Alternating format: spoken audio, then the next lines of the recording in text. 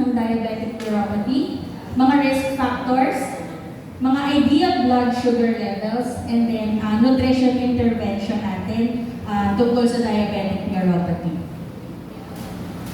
So, ulit po, ano nga ulit ang diabetic neuropathy? So, natakal lang po ito ni Dr. kanina, dadaanan ko lang po ulit ngayon, no? Ito ay kondisyon na nakaka-apekto sa nerves ng isang tao, no? So, yung mga pasyente natin o yung mga tao na may diabetes, halos 50% sa kanila nakakaranas ng diabetic neuropathy. Okay? Ito ay karaniwang seryosong komplikasyon ng diabetes.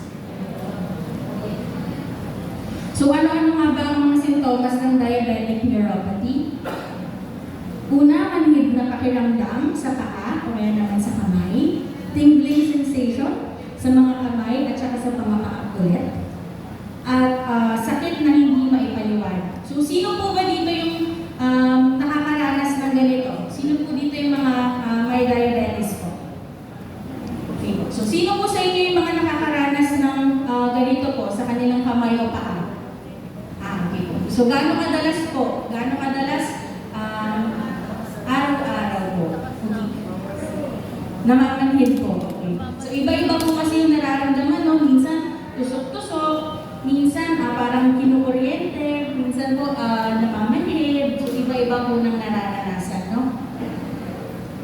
Okay. So, mga risk factors po or yung mga nakaka-apekto sa pagkakaroon ng diabetes o ng diabetic neuropathy. Una po, yung chronic diabetes o matagal na ang pasyente na mayroong diabetes, no? Type 1 man ito o type 2. So, poor glucose control. So, sa bahay po, hindi tayo nakakapag-monitor ng ating blood sugar level. O kaya naman, ipinapasambahalak natin yung mga nararamdaman natin na mataas na po pala yung blood sugar level natin. No?